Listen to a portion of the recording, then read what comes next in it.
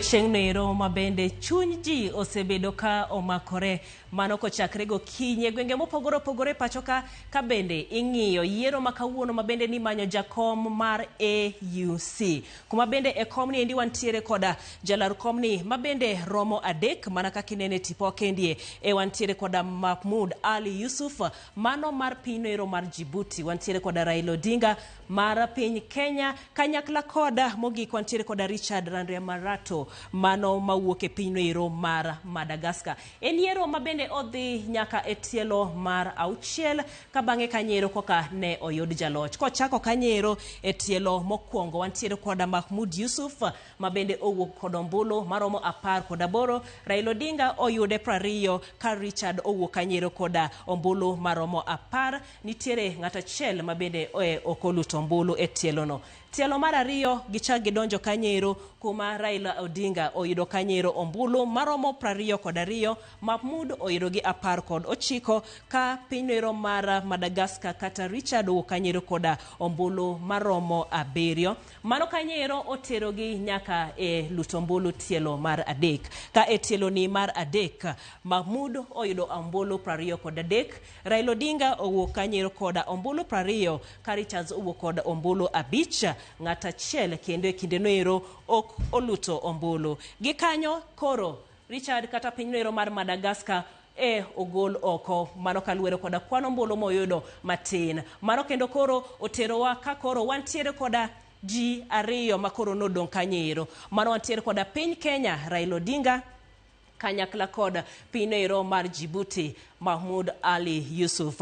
Kendie gidhi e tielo mar adek. E tielo mar adek Raila Odinga oyudo e tielo mar 4 koro kuma koro wadonje. Mano tielo mar 4 Mahmoud Yusuf oyudo ombulu 25. Raila Odinga oyudo 21. Ombulu achiel okethore ka bende ji ariyo okoluto ombulu. Oterogi nyaka e tielo mar 5. Ka tielo mar 5 kendie Raila Odinga oyudo ombulu 21, Mahmoud ombulu 26 ka ji ariyo ne ok oluto ombulu. Gi kanyo bende odhi nyaka e tielo mar 6. E tielo mar 6 Mahmoud Yusuf oyudo 26 ka Raila Odinga oyudo 22. Ng'at achiel nokoluto ombulu.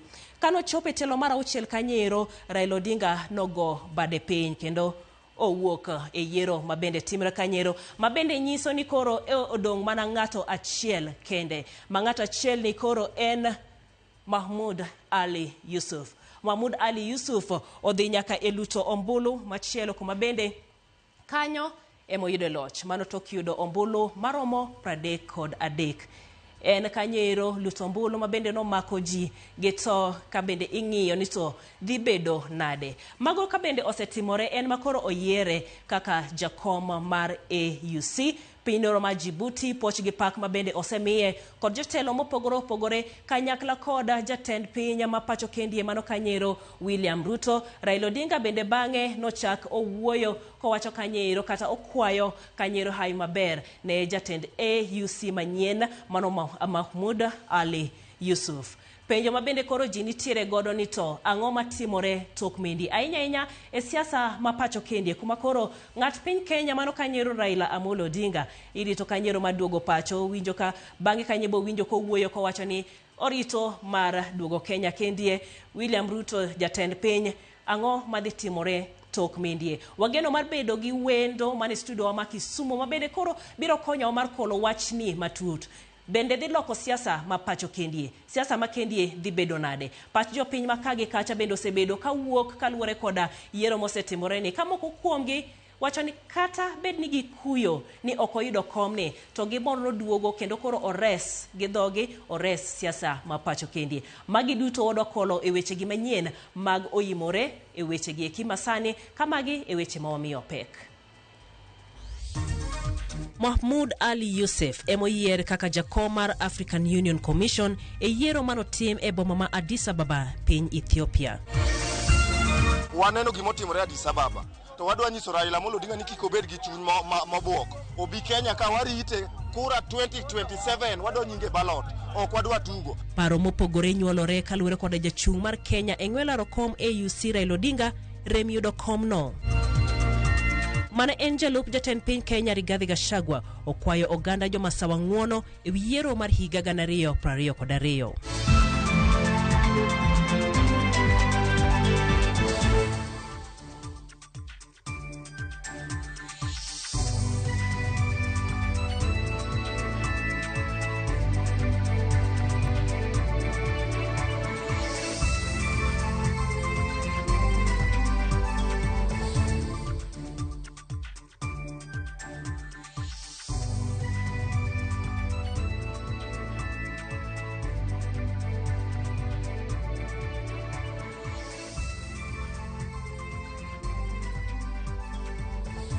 Arwakini machiegni e wechegi mago mag oyimore nyinga Jailieta. Jaloko marwa en Wilson Ochuka.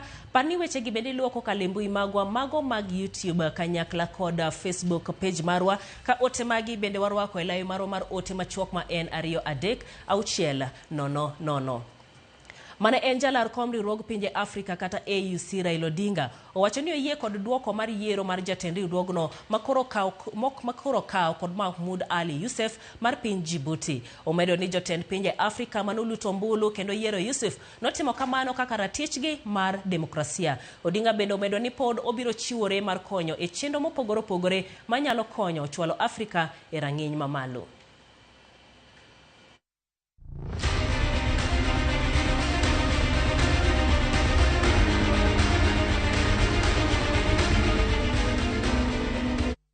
The elections has been done today and we did not succeed. Members expressed their democratic rights and voted for Mr. Yusuf. So I'm saying I accept the outcome of the vote and congratulate Mr. Yusuf for his victory today and wish him well in steering this movement forward.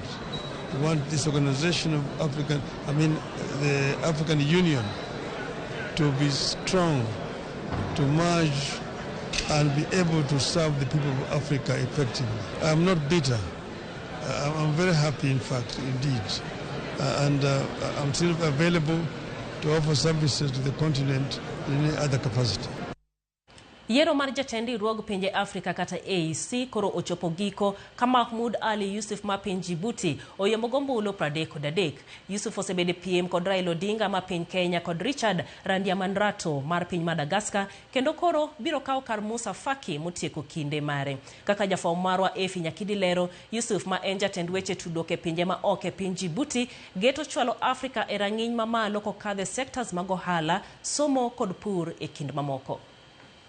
Jakom manyien mar riwruog pinje Afrika koren Mahmoud Ali Yusuf manoyombo kod kura 33 to kombulu manoluti e tiel 7. Yusuf en jatend migawo ma weche tudruok pinje maoko e piny Djibouti lemo mabende osemako chakre tarik 22 dwe mar abich higa 2005. Motelo nema, Yusuf notiyo apis mar weche tudruok ma pinje maoko, kama notelo ne apis mar oganda wa Arabu, kendo bang'e noyiere kaka jambetre ma piny Djibouti ne piny Misri, chakre higa 1997 nyaka higa 2001. Achiel kuom okenge ma Yusuf nowacho ni obiro keto e tim koyiere kaka jakom mar riwruog pinje Afrika en rango yore mopogore opogore ma tend riwruogno nyalo yudo godo osuru mare owuon. I'm going to diversify our financing, and I will do my best to make sure that African Union has its own financing. E kinde campaign mare, Yosuno wacho bende ni ogeto jiwo pinje mag Afrika kendo chwalo gi rang'iny mar bedo gi nyalo mar kedo gi achiedhnade ma Afrika kadhe moloyo to rochruok mar arita kod kwe. Kaluwore gi Yosu, nitie dwaro mar keto kenge mag nyayo kwe kod achiel mar oganda e kind pinje Afrika. Achiel kuom gigo mathiro dongruok e kind pinje Afrika en ohinga mag ohala ma bende Yosu nolero ni nyaka wit oko machiwo thuolo mar timo ohala gi yot e kind pinjego. I'm also going to boost intra-African trade, which should go beyond 80%. And I will bring down all the non-tariff barriers and facilitate the free movement of goods and persons across the continent. Sectors mamoko ma bende Yosu nolero ni owinjore time lokruok kaka yorno machalo Afrika i rang'iny mamalo oting'o sekta mar pur, somo kod tiyo gi lony manyasani. Women, of course, and the diaspora too, through knowledge, technology, in agriculture, in industry, and in the service sector. The Africa that we want, ladies and gentlemen, is an Africa of peace, integration, and prosperity. And this has to go through the political will and the solidarity of the African people. Jogo mamoko mane laro komno gin Raila Odinga kod mane en jatend weche tudruok pinje maoko e piny Madagascar, Richard Randriamandrato. Efinya Kidi, Ramogi TV. Odiochieng' ma kawuono jotend pinje mag Afrika otimo yiero mar jakom manyien mar AUC madhi kawo kar jakom machon Musa Faki mar piny ma Chad. Penjo osebedo ka gudore kind oganda ni lemo mar AUC ni jakombe tije en ang'o, to gin ng'a gini mane osebedo jakombe, to gin ber mage magibiro godo. Jafwambo Sharon Ong'ao kolono matut tije mag lemo mar riwruok kuku matend pinje Afrika mano AUC. Odiochieng' ma kawuono nobedo odiochieng' mar tipo e piny Ethiopia e boma maduong' ma Addis Ababa ka pinje mag kuku riwruok mar Afrika ne ogoyo ombulu ne lemo mar jakom AUC kod kombe mamoko. Ng'wech manoyoyo jochung' adek kamoriwo Raila Odinga mar piny Kenya, Mohamud Ali Yusuf mar piny Djibouti kod Richard Randriamandrato mar piny Madagascar. To gin tije mage marito jakom manyien mar kuku mar tend riwruok pinje mago mag Afrika kata AUC. E oboke mar Ramogi TV ochoe wang'e, oyango ni jakom mar lemono nyaka gol chung' motegno mar AU kod dwache. Jakom no bende nyaka liek paro kendo pedho ne kuku mar AUC mondo timie lalruok e yo makende kanyakla. Bende oketo tim winjruok mochopie kod kuku mar AUC. Jakom no ni kod ting' mar tayo tudruok kod tego mise kod agenda mag AUC kanyakla kod jiwo chenro mag riwruok tend pinje mag Afrika. Jakom mar AUC bende konyo e choro dwach tend pinje mag jokanyo mag AU. Bende ogolo chung' makende mar AUC kod tayo budget kanyakla kod mwandu mag AU. Lemoni dwaro ni ng'at mobede nyaka tudi chenro kod ochumi mag jokanyo e AUC. Owinjore oriti kendo orie ratich kit chwech mag jokanyo mag Africa Union. Afrika ne ogoyo okang' kowuok e riwruok mag pinje Afrika OAU nyaka e riwruok mag pinje mag Afrika AUC, kendo jokanyo ne oneno ni ber mondo gibed kod kuku mar tend commission mar AU. Jok mosebilo lemo mar jakom AUC oting'o Amara Esi mar piny Ivory Coast kowuok e higa mar 2002 nyaka higa mar 2003 e kinde mane timo lokruok mar OAU ka irwako AU. Amara Esi ne omako lemono e yor kojolo. E higa mar 2003 nyaka higa mar 2008, Alpha Omar Konare Mamali ne yudo thuolo mar tayo AU kaka jakomne. Kowuok e higa mar 2008 nyaka higa mar 2012, Jinping mar piny Gabon ema ne oyiere lemono kuom thuolo mar higni 5. E higa mar 2012 nyaka higa mar 2017, jakom mar riwruog pinje mag Afrika ne en Nkosazana Dlamini Zuma mar piny South Africa. Bang'e to wuod piny Chad Musa Faki Mahamat emosebedo ka omako lemono nyaka ngeso makawuono. Sharon Ong'ao, Ramogi TV. Erokamano ahinya Sharon Ong'ao kuom report machalo koda mano ero. Bende tok yiero ma kamendie jo Kenya ogolo paro mopogore opogore mago kowuok e counties mago ma pacho kendie ewi loch mabende odhine piny Djibouti ka giwacho ni kuom thuolo machielo piny Kenya ok ochako yudo loch makamano. Owinjane kaka giwuoyo mano koa Kisumu nyaka Mombasa. Unaona venye baba ameamua hivyo iko sawa, ndo juu amerudi home sasa. I make sure home iko sawa. Juu baba ndo anaangaliaga kila kitu yenye iko nyumbani. Juu mpaka baba akiingia hivi mpaka umbo inajua huyo mzee ameingia. Baba amejaribu, amepigania, Kenya imekuwa na sifa, lakini mimi ninaomba tu kwa Mheshimiwa Rais aweze kumpatia baba package yake. Sasa aende apumzike vizuri. Huyu ni mzee ambaye amekuwa mzalendo, yeye ni mzee ambaye amepigania haki na amepigania mambo ya kisiasa. Ingekuwa tu vile baba ameenda nikakuwa ni hivyo na yeye mwenyewe akaamua aondoke. Yeye arudi tu hapa mtaani. It is not a matter of life and death. Hata yeye mwenyewe alisema. So arudi tu nyumbani, sisi tuendelee kutufanyia kazi vile alikuwa akitufanyia kazi zamani na tuendelee na maisha iendelee. Hii si mambo kubwa sana hii. Mimi nilikuwa nimeonelea vizuri apite hiyo kiti ili aweze kupumzika. Kama atulia akule mali yake kama akiwa kwa hiyo kiti polepole kwa Waafrika wameonyesha kuwa bado sisi kama Kenya bado tuko na nafasi nyingine kwa muhula mwingine, lakini kwa saizi tunamueleza baba rudi nyumbani. Lit ndiko neno ka jo Kenya wetewa moko sani kendo mor kendo gisherekea nikech ja Kenya wadgi ogore piny. En gima lit ndi, but adwa wacho ni wang'iuru gini gima bor. Jothurwa utakwayo ni wabedo rabeda gi muolo warit, but chieng' moro ng'ato be bro manyo ni mondo mi wamak lwete. Kaka gitimre kodwa ji nyiero wa malich nikech koro giloke agenda moro ni ne en jatendwa gi kabinde. To mano gima ne onge. Raila kogore piny to Kenya emogore piny. Wan jomoko to koro ng'iye ni ne en jatendwa gi kabinde. Sawa, osetimre, but chieng' moro biro ma wabe ibro dwaro ni koro wa make decision. To Raila to koduogo Kenya, wan ja Kenya mobro nyiso wa ni mondo wa support. Wabro ng'iye mna kaka ja Kenya. Kato nyiso wa mani Ruto ne makoro wa support. Ok wabi ng'iye kaka kabila moro, to wabro ng'iye kaka ja Kenya. Wabro kawe kako osewuok nikech en gima no osebedo kamano. Samoro chunyo to buogo nikech we were expecting a lot, but Nyasaye be nigi chenro ne. Koro an gima ng'eyo ni jakom en ng'at mosetiyo ne piny kendo osetiyo ne Kenya wa. Koro ne watemo mondo mwagole kaka wuodwa odhi okonyo piny. To nitiere samoro bende kaka jok moko ne nene momiyo samoro gini otame. To an gima ng'eyo ni pod en gi yie nikech en son of Africa. Koro bro tiyo ne pinywa in any other way, kata be ni okoyudo kom mane wadwaro ni makendo miyo koyo kamano. To pod wang'eyo ni pod bro tiyo ne piny nikech en wuodwa, wahere to bembo wang'eyo teko ne gi ngufu ne. Utelezo ken kwanguka. Raila oduogo piny, siasa mar Kenya nyocha kethre. Siasa mar Kenya nyocha kethre, minwango gik mancha timre ni. Ero waduogo wanwango to bende, Raila bende mani en ranyisi makoro oduogo ng'eyo osiepene. Afrika kwan go moja. Inwango kaja Arabu ninde omakre, to kendo makre gi lwedo achiel. Ineno ka gigo kura gi lwedo achiel. Bedo ni Raila kuom Kinyarang'iro oseneno. Raila en ng'ama ong'eyo kendo mama ong'eyo demokrasia. Nyocha ji wacho ni iga ka iga to ng'ama iwacho ni keng'enyno ema okuongo yombo. Mano mor maduong' namba achiel. Ochako yombo ma ji oneno. Ng'at ma kama mano hero, mano ng'ama ne oningo tel nikech ji oketo trust kuom. Kigolo ng'ani tinge maber ni kodok wamiyo kura ni godo mane buok madang' wawachi ma pek onge. Raila nigi enigma mare mosekonyo go jopiny to kod trust ma ji oketo kuome. Kore kodwa konyo wasidang'. Awakwayo baba nosetiyo matek. Udugo bedo dala oongoza ne wajo matiyo gi. Ruto sekonye kendo wan osawe Ruto lwetwa wabiro chung' kode kila wakati. William Ruto president yetu amejaribu na mahitaji yote, lakini tunashukuru yeye kufanya hii kazi yenye amefanya. Sasa hatuwezi kutupa Ruto, hatuwezi kutupa baba rudi sago.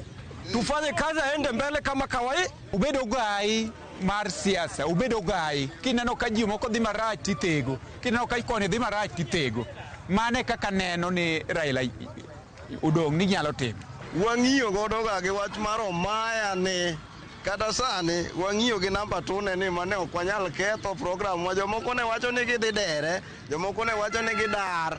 Ok wanyal dar gi gini nikech gini wang'eyo kendo wang'iyo go ni namba 2 to ok manyiene.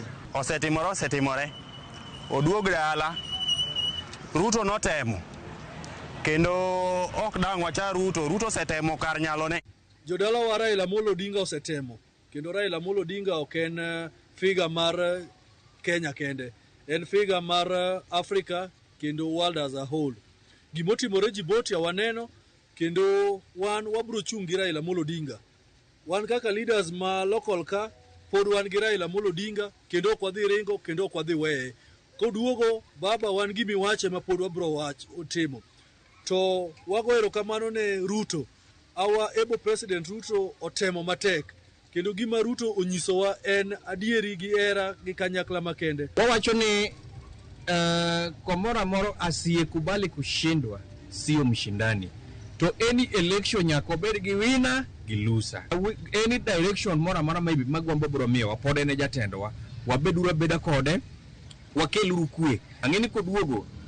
So from there, what will pick from what will happen in 2027? To wadwa nyiso Raila Amolo Odinga ni kik obed gi chuny mabuok. Obi Kenya ka warite kura 2027 wadwa nyinge ballot. Ok wadwa tugo. Bacha is betrayal. Kacha en scene of crime.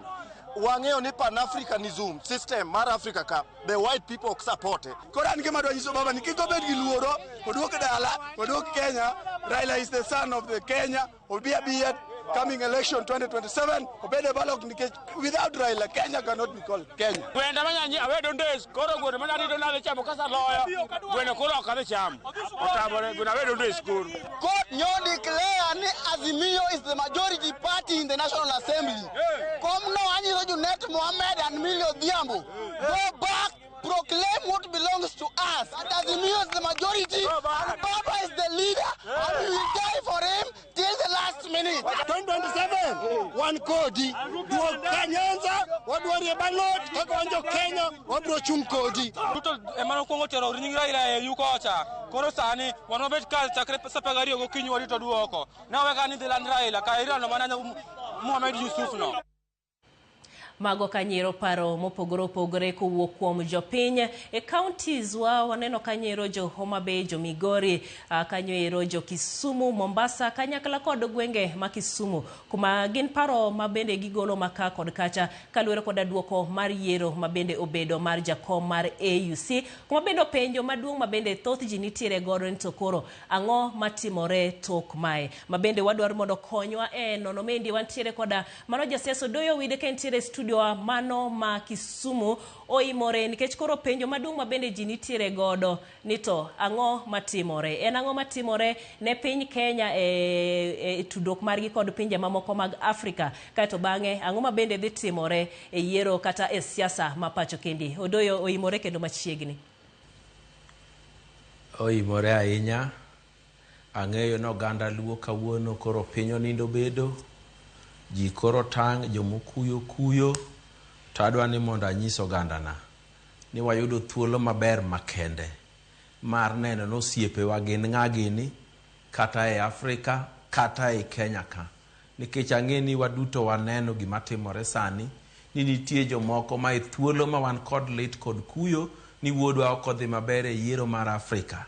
Nitie jomoko ma wadak go e Kenya ka ma uneno ka ne mor kendo mielore kuondegi.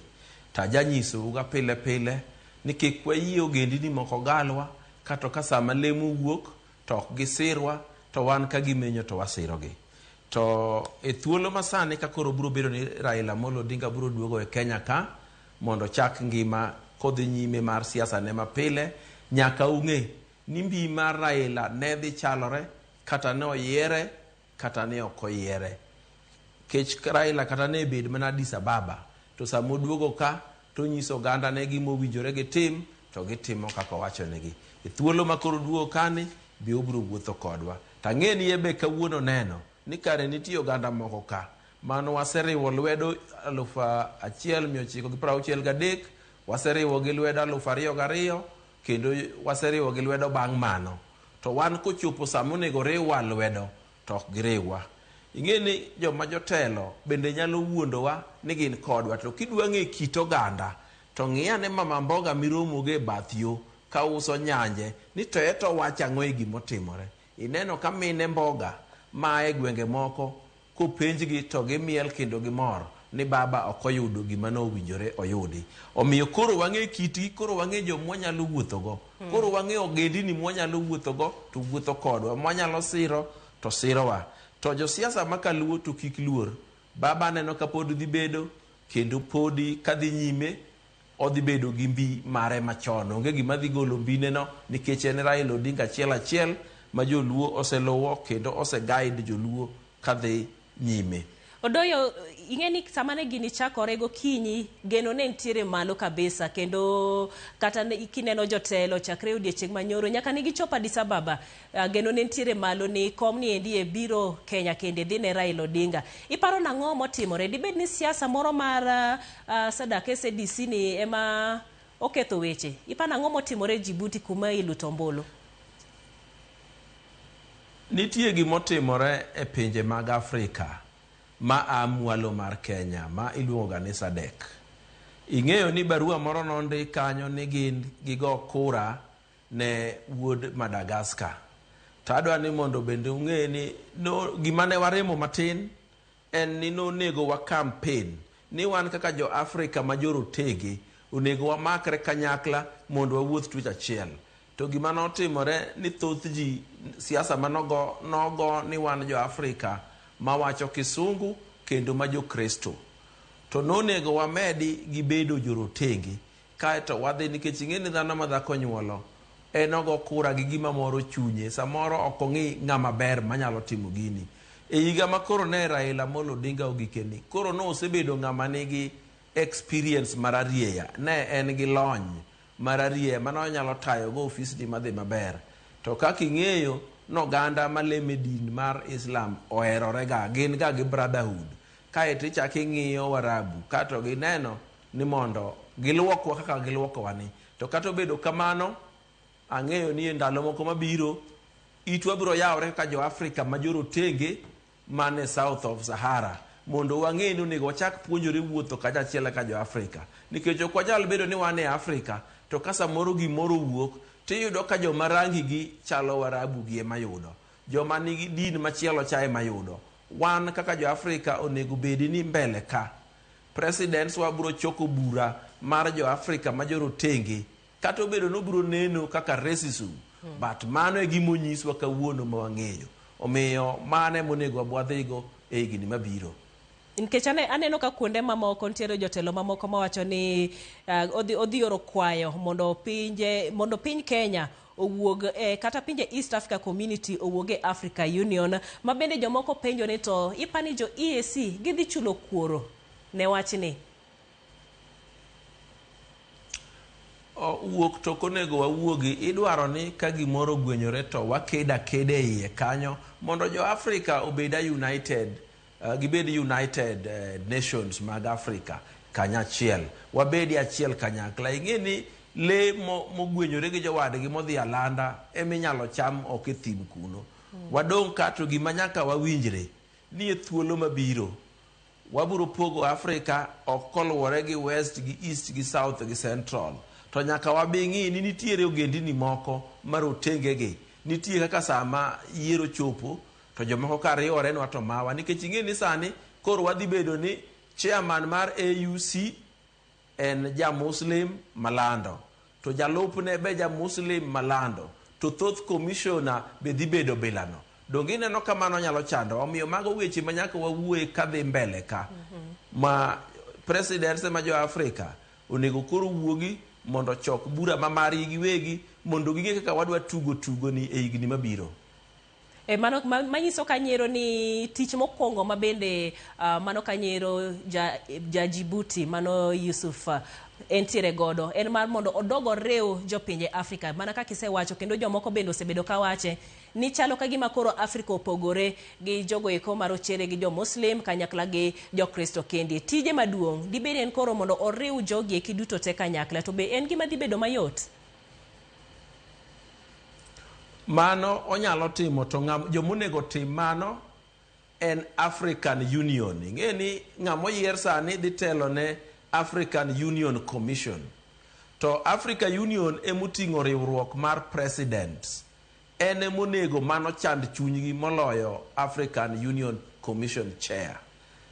Omiyo ng'amo yier sani onyalo donje wachno, ting'e ni en kaka ng'amo yudo ber e wachno, samoro konyal make matek.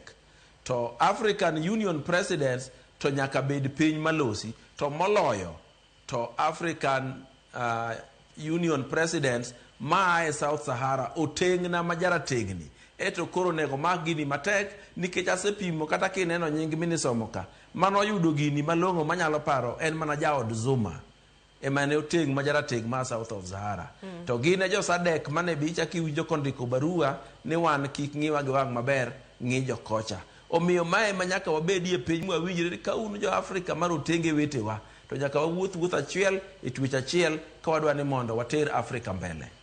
Waduogo ang'iya ne koro pacho kendie ne ahinya ne sir ne jatend piny William Ruto nikech wasebedo ka waneno kaka okonyo e timo campaign mar manyo ombulu ne Raila Odinga mondo noyud kom niendi mar AUC. Sani endi ero Raila okoyude. Dibed ni mendie dikelo lokruok mar paro e kind jo Kenya, e kind jo siasa, ahinya siasa mar Azimio gi Kenya Kwanza? Mokwongo adwa ni mondo inegi motimore. Aneno miel moro komielore sana e gwenge ma e got Mount Kenya. Mano koro nyisowa wan kaka oganda Luo ni oganda mane manyalo siro walwedo, oganda mane mamor kwa yudo gima ber, oganda mane manyalo gonwa kura kwa gonegi. Nikech ing'e ni negi ni dhi chando wani to koro ka Raila Amolo Odinga odhi orem be pod wadhi siro President William Ruto kaka oganda. Ta winjo ka jowinjo moko bi owuoyo maber kawacho ni President William Ruto notemo konyowa kabisa mondo ne wayud gini. To ndhogruok ma jo Afrika weggi ma jorotenge moteng'ti mondhogo wago emomiyo gini ogwenyowa matin. Omiyo kuom mano daero mondo oganda Luo oyaw itgi mondo kik ng'ato galgi mondo gine ni kare ng'ama onego wawuothgo en President William Ruto manotemo konyowa kendo kinyalo dok chien ting'e ni chama mar joluo mong'ere kata obedo ni jomoko kuoma matin ni oko en ODM.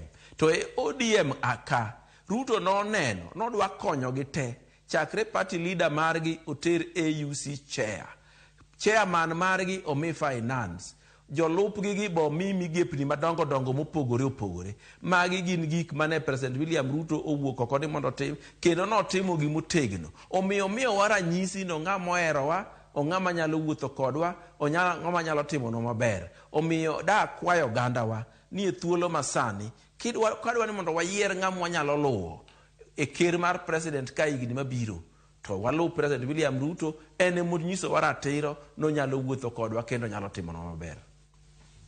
Oduogo nikech koro irite gi liyo gi siso mondo oduogo pacho kendie ka bende irwake.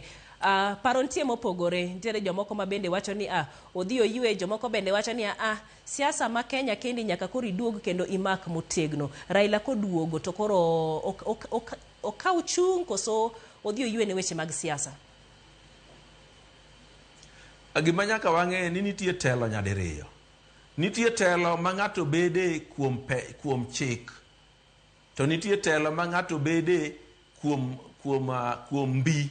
Telo ma ng'ato bede kuom vi en de facto, ba ng'ato bede kuom chik en de jua.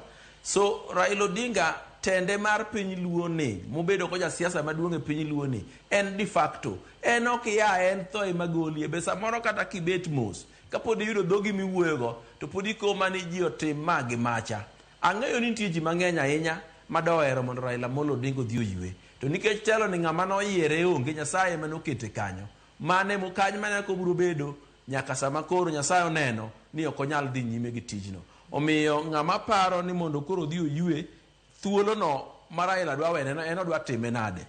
Omiyo Raila obeda ka en gi rieko monyalo ng'ado to ng'adne piny. Beda ahero ni mondo kane nyalore to gima ne Uhuru Kenyatta dwa kelonwa ni official leader of opposition cha mane dwa kel gi BBI cha, e thuolo ni pod wanyalo wuoyo gi President William Ruto mondo kele mondo Raila odhi obede komno ka koro joge gi te luwe to dhigo. To ka kamano to losne kom maduong' miluongo ni Chairman of National Council of Advisors manyalo advise the government e gik mabeyo mowinjore tim gi gik ma ok owinjore tim. Nikech ing'e ni ng'ama nigi experience, ng'ama nigi lony mathoth malanda, ok onego bed ni lony nego weyo betgo kuma bor gi rito piny.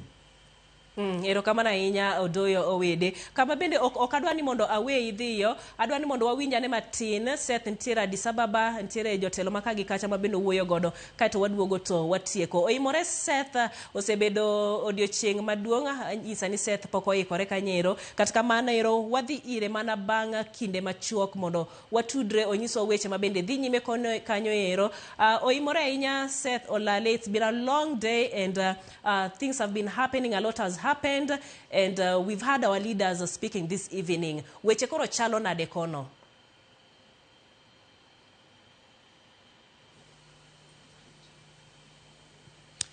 Jael Oimore an Addis Ababa, Ethiopia ka to sani gimadhi mbele. There is a special dinner hosted by the President William Ruto.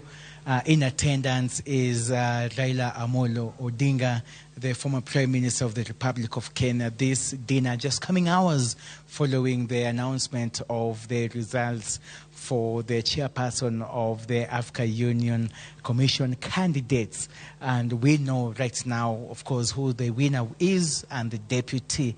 But right now, we're just getting some more and more reactions. Before I bring on the Nairobi ODM chair, I can also see Jaro Soja is here with me. Jaro Soja, Oimore. Oimore. Mio kichal ni ngiraha ango marach. Okodhi no maber ahinya. Awan gi geno. Mokwongo we ago nero kamano ng'ama nende o sponsor babiro ka. Mheshimiwa Moses Kuria nondike Twitter mare gi page mare nobro kela kaachiel gi Dr. Raymond Omolo mausi ya Ruto. To wane ni gi suitcase idhi kane? Adok dala, adok Kenya. Awabire lweny, lakini lweny okodhi kodwa maber. To jaluwa chene thuon nyako rengo chweyo. Koro wabiro kendo nyaka wadogi. Kata ka warem mokwa yombo, pod wan gi thurwa men Kenya manyaka wadogi. Yeah. To inalo wacho ni fueno gigi nade, ni fuatilia weche mag yiero nade, nin kani? Nantie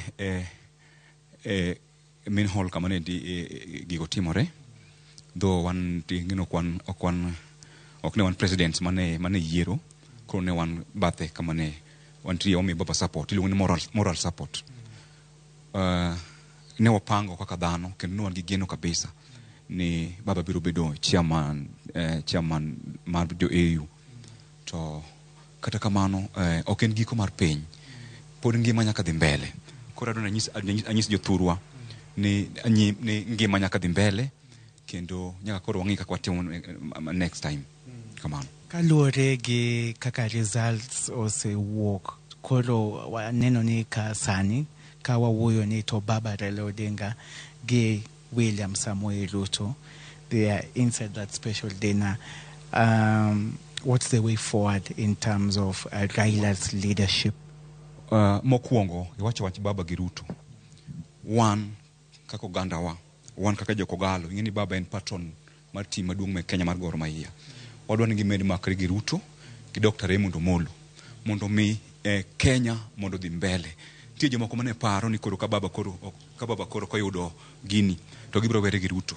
Waneno ka Ruto gorenwa, Dr. Raymond Omolo temo, by the way Dr. Raymond Omolo no chako gini connection mar baba gi Ruto. Po temo kabisa. Koro through Dr. Raymond Omolo omed makre gi Ruto. Wawach weche AU. Donge mane makele, donge awacho ni Raymond Omolo ema nokelo wach mar AU. Nikech en noloso romo mar baba gi Ruto, baba Ruto chako campaign ni baba. Ok mane adieri. Koro banka ibro wuok Addis Ababa sade. Kiny gor gocho Machakos kendo wakwayo baba kinyo bi mondo wamore. Koro gor kino miwa loch. Kidwa ni oyue yawa. Gore makoro moro ji. Gore kama koro morowa. Gore makoro kino dok geno marwa. Kiny ka gor gocho Machakos gi Taska. Koro baba ngono kiny wanogo Machakos. Mano to Jaro Soja, Jaro dhi chiem bwana. Mano Jagor Jaro Soja odhi chiemo sani bang yudo matokeo. But we want to talk Jael, we want to talk with one more. Just before you come, let us. We've kept, the ODM Nairobi branch chairman for long here, George Aladwa. How did you receive this news? I received the news not well. I was in the hall where we were booked. We were following the proceedings for the elections. The first round was good. We celebrated the second round. The third round, it was very bad news, and we couldn't believe as people were giving Baba moral support, and we were really praying for him to win this seat today. Na unajua wewe ni mwenyekiti, umekuwa ukipiga debe sana Raila Amolo Odinga kuwania na vile kusimama hadi wakati wa mwito wa mwisho. Kwa hivi sasa utamwitaje Raila Amolo Odinga? Bado ni shujaa. Raila Amolo Odinga ni shujaa si wa Kenya, ni shujaa wa Afrika, na mimi nataka kumshukuru kwa sababu leo peke yake unaona amepigiwa kura na marais 22 wa Afrika. Hiyo ni heshima kubwa na tujapoteza kiti yote.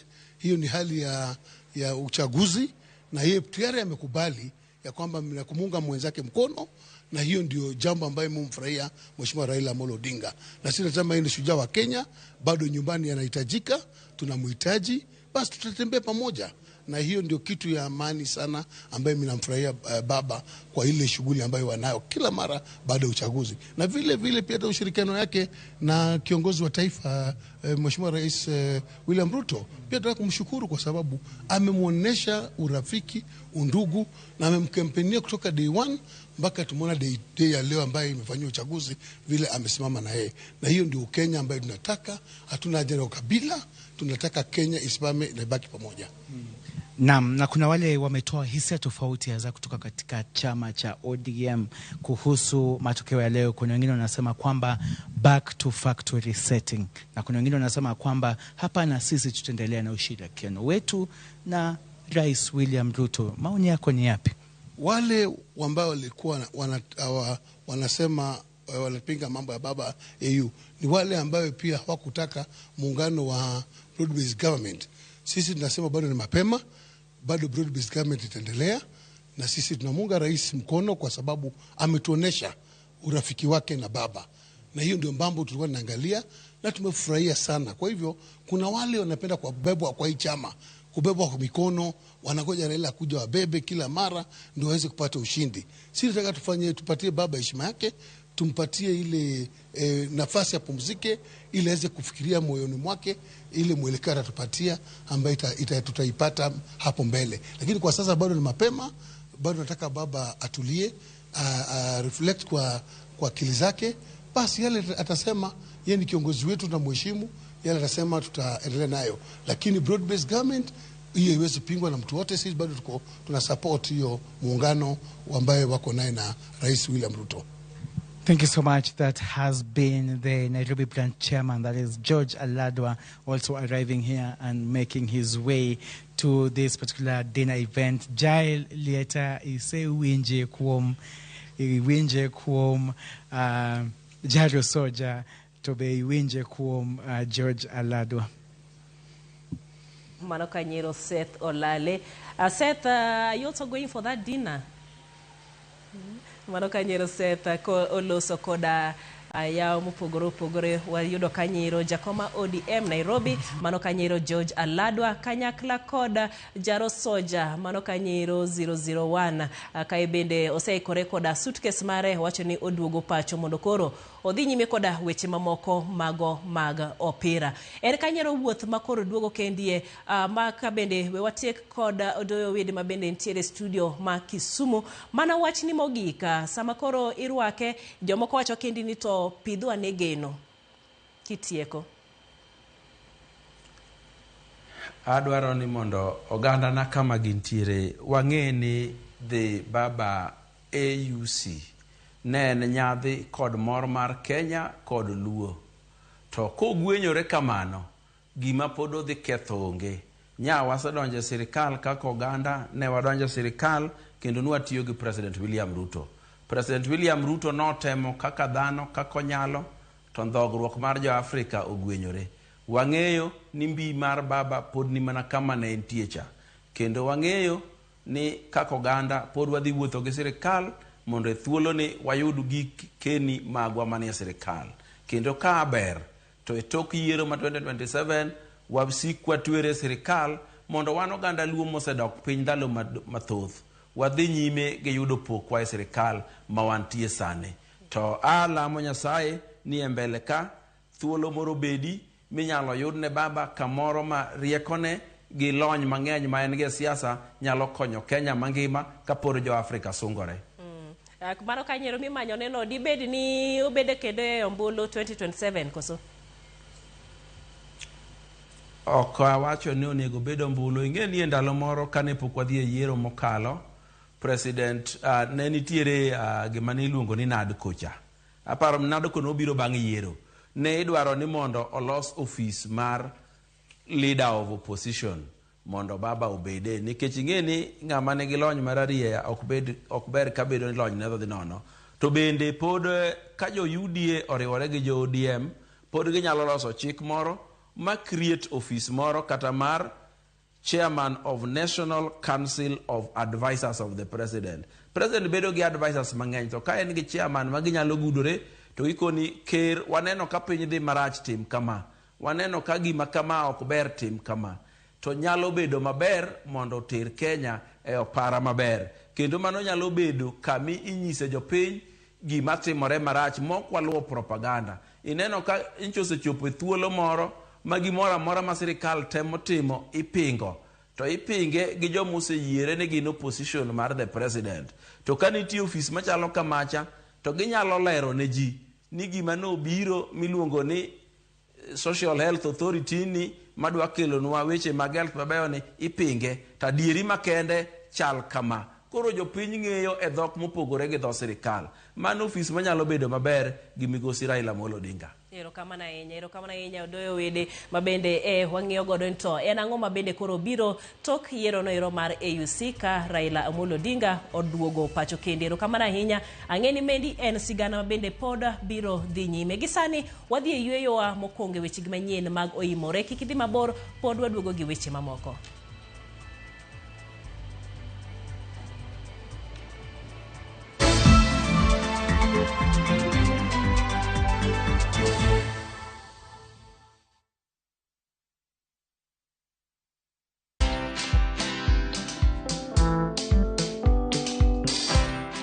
Mabrother, chekini story fulani la penjuzi mtani record manze. Lakini bro, kazi itakuwa tu ni kujaza simu na hizi mavida. Ai, kujinice tu kaka. Mwananchi gani huyo anarada medali ya pesa? Leta tenje ni kusho vile tutaomoka. Citizen Digital wako na platform fulani kwa site yao inaitwa Wananchi Reporting. Hapa unaweza tuma story yako kwa website yao ama kwa app yao ya Citizen Digital. Na kama hiyo process ni ngumu, unaweza tuma story kwa email yao, WhatsApp number ama uitumie kama SMS. Alafu gani napataje bro? After story yako imepublishiwa, hapo ndo una receive 1000 kwa simu yako. Bro, au umenichanua. Don't just witness the news, be part of breaking it. Download the Citizen Digital app and share your story with Wananchi Reporting today. Citizen Digital. Bende isebedo gi siso mar ng'eyo gigo matimore e alworani. Sama gari ofundo ji mang'eny koyudo hinyruok to kata insurance temo hepo. Obed chenro mag sirkal, obed masira mayudo ji kar tich. Safety mari, ni kanyo. Nonro mamulo ratichi. Somo kende oken kamoro mibro wach ni ng'at mosomo ni dongere wacho ni ng'ani dhi succeed in life. Wuok tich ka wuok tich. Iro curriculum design uchinj e chenro mar rameny piny saa achiel gi nus otieno. Wan oganda Luo nyaka koro waneni to be wanyalo bedo gi kembni. Nyise oganda jo Kenya gimonjo be ni giwinjo kuomi. Ka ikelo ni gi Lydia Okeyo. Nyakoro mbajo ng'ato mar rameny piny. Chick by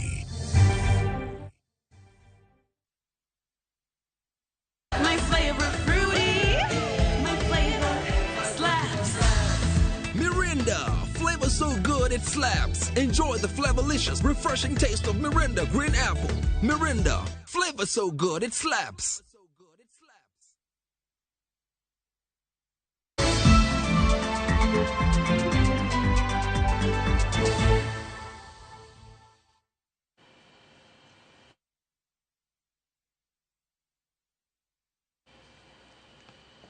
Machiegni kendo, jakom mar kukuten riwruok mar pinje Afrika Musa Faki Mahamat oyango ni oyier Ali Yusuf Mahmud Machad kaka jakom mar AUC. Walter Nyambaga miyowa kaka yiero no obedo kawuono.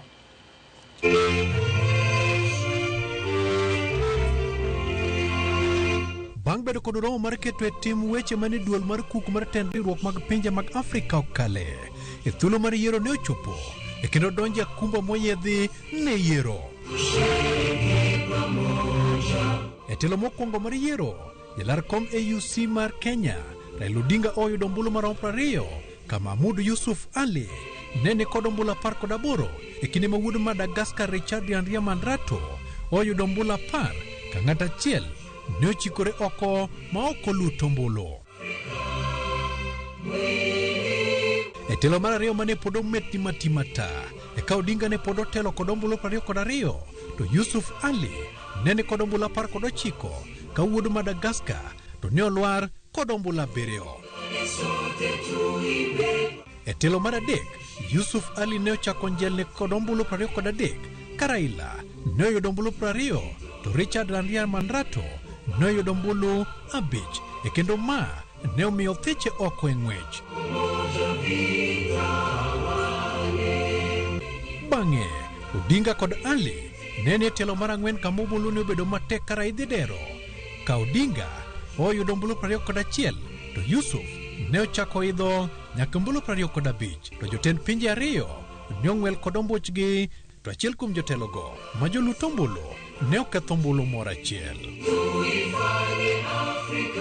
E telo mar abich, opukne omedo bedo mapek ne Otenga, e kendo ka ema Ali Yusuf ne oyudo ombulu 26, ka Raila ne oyudo ombulu 21. E telo mar auchiel, Yusuf ne oyudo ombulu 26, ka Raila to ne oyudo ombulu 22, to ng'at achiel ne ok oluto ombulu. Kaluwore kod chike mag yiero mag AUC, Raila ne olwar mondo Ali Yusuf omany atamalo 2 kuom 3 mag ombulu. E telo mar abiriyo, Yusuf Ali ne oyudo ombulu 33, e kendo yange kaka jakom mar AUC manyien. Walter Nyambaga, Ramogi TV. Raila Odinga osewuotho safar marabora ma inyalo wach ni safar ma onge jok, kendo mano mar dhiro demokrasia kod kedo ne ratich oganda. Temo kedo kod roch ratich oganda e higni mag 80 kod 90 nokwedi mager kendo miyo otweye. Sifos Okinda miyo safar mar Raila Odinga e paw siasa makato bedo ni kuthe ne thoth ber bende nowuokie kaka chike manyien mano ma higa 2010. But I'm here as the African lion. I've been asleep in the jungles of the Congo, but now I'm awake, and I'm sitting on African gold, African oil, African diamond. Niki tuantaiti, Niki taiti, Niki tuantaiti. Ejela mashimo la tewa Mombasa. Mae mane para Raila Odinga higa mar 1982. Ne oyudo make witemo golo mane en jatend pinye kinde no, Daniel Toroitich Arap Moi telo, e wi ni notiyo ne jo Kenya gi ang'enge.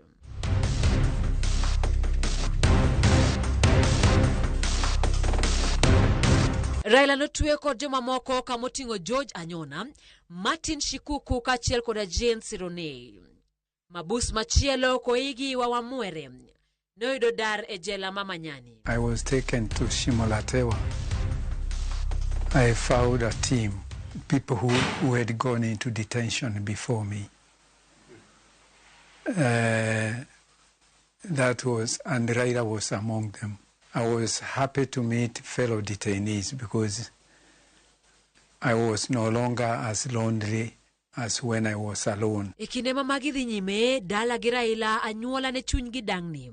Jaramogi nomanyo tim mar okinde mapod tindo kamoting'o Kiraitu Murungi mondo ringo dhi Shimolatewa kendo ne ka Raila ne pod ngima. His father, Jaramogi Oginga, approached our law firm and to try and fight about the welfare of his son and all that. So at the moment we met him at Shimolatewa, Raila was on hunger strike. I think he had not eaten for a few days. He was a bit emaciated.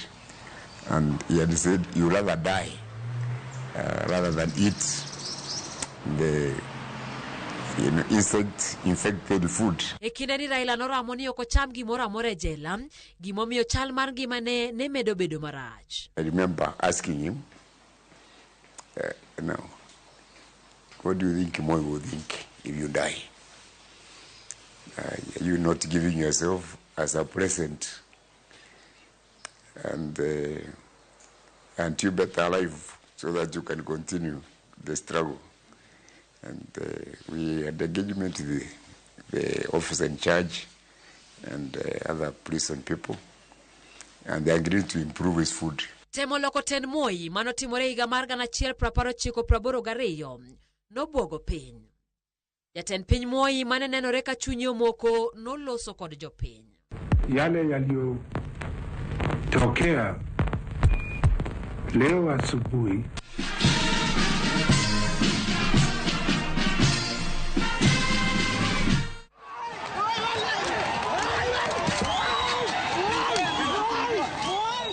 temo gole telo gi thuon nomiyo Moi olokore jatelo mager kendo kawo okenge makech ne jogo duto mane temo pinge kamoting'o twech maonge nonro. Raila Odinga nobedo achiel kuom joma ne imako sate. Raila was also subjected sometimes to worse torture than the rest of us. Like when he was kept at the GSU headquarters, and he was thoroughly tortured. And I have heard it said that he was hit. If you looked at Raila, you would see sometimes his eyes would be watering. And I understand that came from being hit in the face with a chair by one of the people who were perpetrating torture against him. Raila was a very determined person, and he's not a person to give up. Even from detention, you'd have expected somebody to be cowed by those harsh detention conditions. But Raila still came out fighting.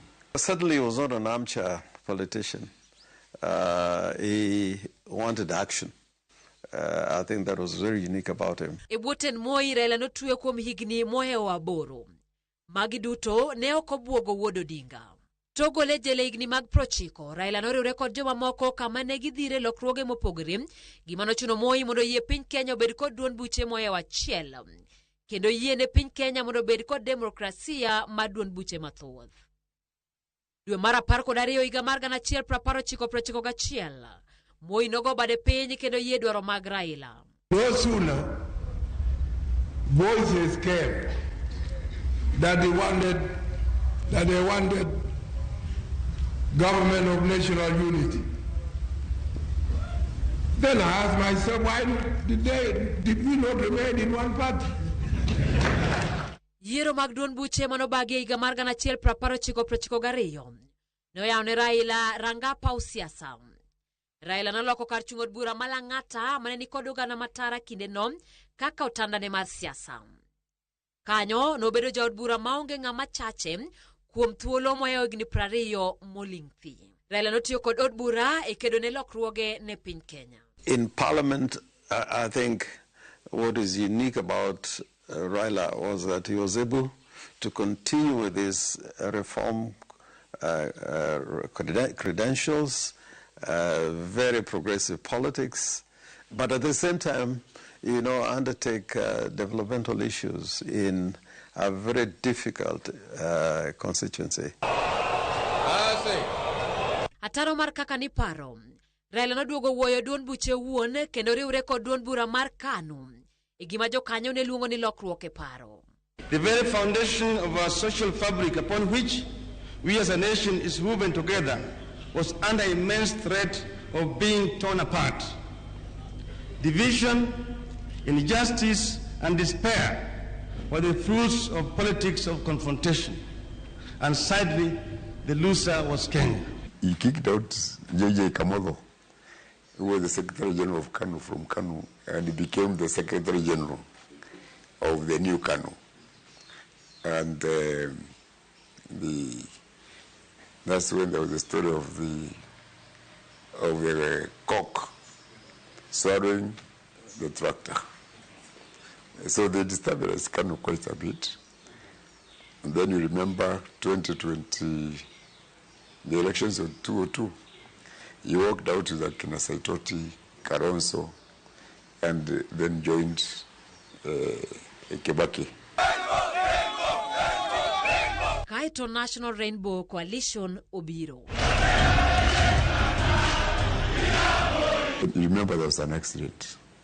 Kibaki had an accident when they were campaigning, I think, on their way from Machakos. And Kibaki was effectively removed from the campaign and even had to be hospitalized in London. The leadership we have is approved, and the purpose of the over in the field is temporarily in this force, and the rest of the field can control the field. You remember Raila saying, even if the captain is injured, the march has to continue. And Raila put in a lot of energies in that campaign, Kinamundi Awori and the others. And I think that was the most peaceful campaign this country has ever seen. We were all united. This mambo ya tribalism was not there. Ekortende, temoloso chike manyien noduogo pogo Raila kod Kibaki. Kangato no kao kore ombulu mar paro kata referendum. Now, then the other issue now came up on the issue of now typically revising the whole Katiba now came up. Hence the clamor for more changes in the Constitution. That went on up to now, what happened in 2005. Raila combined with Kinaruto and the KANU team then, and they waged a very serious campaign against us who are now in the same government, and they defeated us in the referendum of 2005. Toklo che ombulu mar paro, Kibaki matende koro nene no mawethweth, no woyo cabinet mare. One afternoon, everybody in ODM who was a member of that government was thrown out, and Kibaki then single-handedly now ruled, notwithstanding he won with the help of ODM. Kibaki dissolved the cabinet, and that's how Raila Kalonzo left.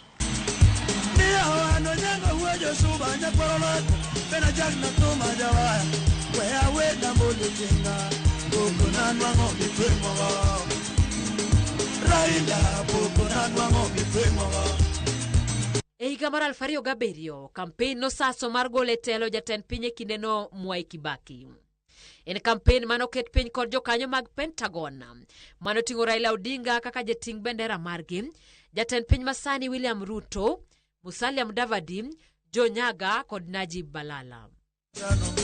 Nyaga alikwepo, Ruto alikwepo, Mudavadi alikwepo. I know that the chairman of the Electoral Commission is under a lot of pressure to do this, but he would do a great justice to this nation by standing firm and for righteousness, and that if need be, resign rather than try to pronounce what is fraudulent for this country.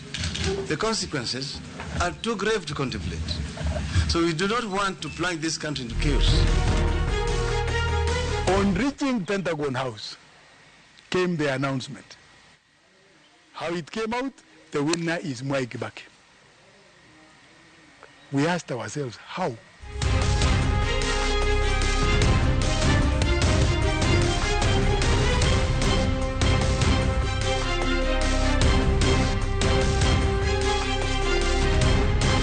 They went ahead and swore in the man. Nitatenda kazi zangu za urais. Raila, I can tell you, sat down for almost 10, 12 minutes, just the way I'm like this. The way you can see me, he sat down like this for close to 10 minutes. He never said a word, he never talked to anybody, but he just sat down facing the floor for almost 10, even up to 15 minutes. When it was over, he woke up and went away. By that time, there was wailing and there was anger. William Ruto, Henry Koskei, in fury, walked away.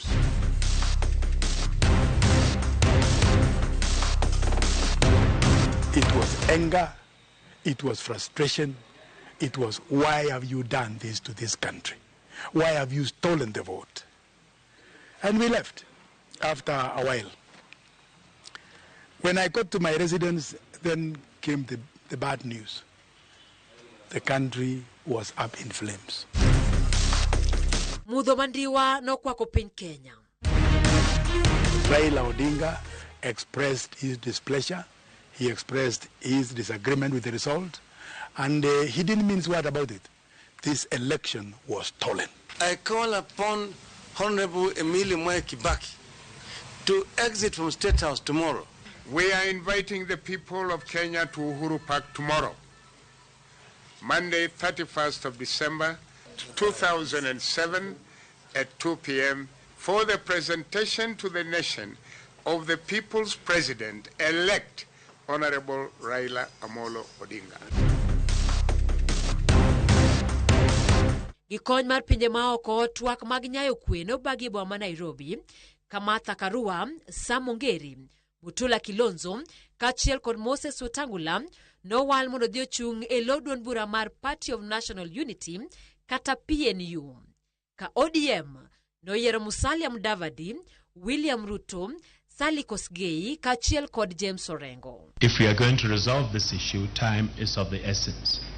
And I want to join my brothers in appealing for calm and an immediate end to the violence. The most stubborn person, obviously, and this is recorded, was Martha Karua. She was the team leader. And on her side, I think, I don't want to talk about myself, but I think, and the jury is out there, but I think it's on record that President Ruto, at that time, who was part of the team, was quite, also had not to crack in our team. Raila Odinga kod Mwai Kibaki noloso sirikand barwa bar ka Raila Odinga ema ne en Prime Minister. Chenro manoluwe nomiyo Kenya obedo kod chike manyien e higa mar 2010.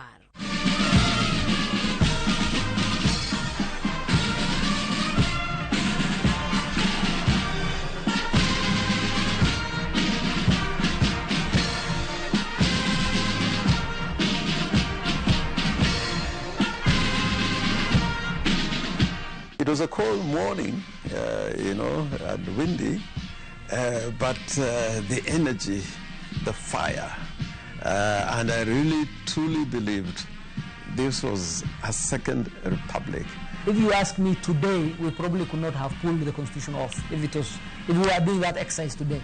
Having Raila Odinga and the late President Kibaki as the two people who are running the nation at that time was absolutely critical. Jokanyo osidhone Raila Odinga nying mar janyakwe kinde duto dolo iwe katulo kata chochni umuoch. Kowuok e winjruok ma higa mar 1997 mane gibedo godo gi Moi, nyaka higa mar 2007 kama ne oting'e bade malo, komed kod mosruok ma yande obedo godo kod jatend piny machon Uhuru Kenyatta, kimedo gi masane e kinde kod William Ruto.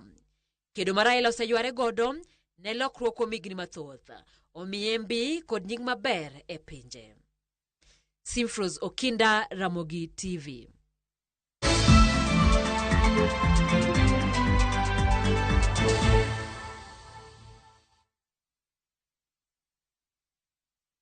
Treat your loved one to a magical Valentine's escape from February 12th to 17th, 2025. Experience stunning views at Dubai Frame, visit Dubai Creek Harbour, explore Miracle Garden, enjoy a desert safari and Marina Dow cruise with dinner, and a romantic Valentine's dinner at Al Dawar Revolving Restaurant. This unforgettable getaway, including visa, starts at $1,120 per person sharing. Book now. Lipa Pole Pole. Visit viewtravel.com, call or WhatsApp 0703 254 254. View Travel. Dream. Explore. Discover. Kana to timo timbe maundu. Dala na kethore ni ketaonge. Dala na kethore. Jot riwore e dwaro ng'ado bura makare. Nitie wach mango ka. Adana wach. Ich lach. Nanyisi ni miya pesa ni. Nabiro makwayi pesa ni. To adiera e taya e mudho. Karan. Adieri. Tek mondo yudo dhako maduogo chuore ot. Kata kamano, jowasigu ni machiegni moloyo kaka giparo. Ine miwuoyo kama. To dong ni usolo, nitimo pesa nade gilo? Pesa lo nitimo nade? Hey! Baby rong'ad bura e yo makare. Ka pesa serumo, kore kineno ni kore kinyalo duoge dala ka nikech ane maber gi dier dong. E Winam Cinema, Jumapil, saa 2 kod saa 4 otieno. Kik bai.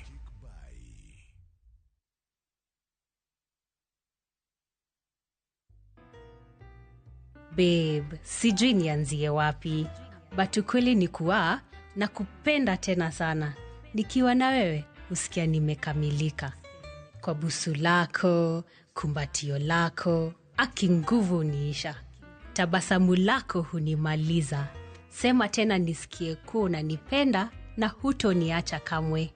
Na kupenda sana mpenzi. Dial *811*447# to get Nakupenda Mpenzi.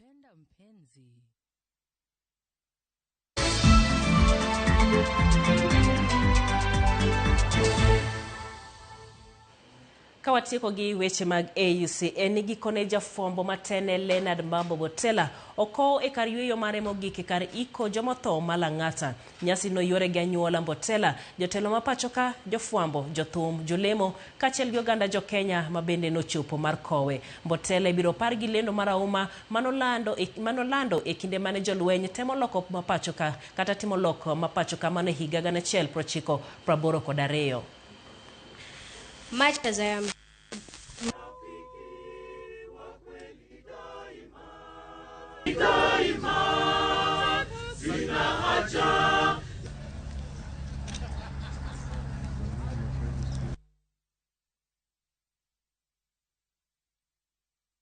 My father's house has many rooms. If that were not so, would I have told you that I am going there to prepare a place for you? And if I go and prepare a place for you, I will come back and take you to be with me, that you also may be where I am. Children, nieces, nephews, cousins, and Kenyans in general, remember the wise words of Leonard Mambo Botela. Go thee well, Botela, a man of faith who believed in things unseen and prayed for better Kenya. That we loved him, but God loved him more. Yes, God loves us more than we can ever love ourselves, more than anyone can love us. So we believe. Jimmy, take heart. Daddy is there, watching over you, intercessing for you. He's in your heart. I was telling Mom, he's here. Japokuwa sinjawahi muona huyo baba physically, lakini katika hali ya kiroho tulijuana. Kila wakati alikuwa anaambia Mom, pigia mchungaji wa Mbua simu aniombe. Ananielezea hali ya mwili, hali ya familia, na ananiambia ni Mwenyezi Mungu peke yake anaweza mambo ya mwanadamu. Kitu muhimu si idadi ya watu waliweza kuhudhuria mazishi yake leo. That's not important. Pahala muhimu ni jambo muhimu ni Mwenyezi Mungu ampeleke pahala pema pepeni kwa yale huu mzee aliyoyatenda akiwa hai katika dunia hii. Hiyo ndio itamfaa pale mbele.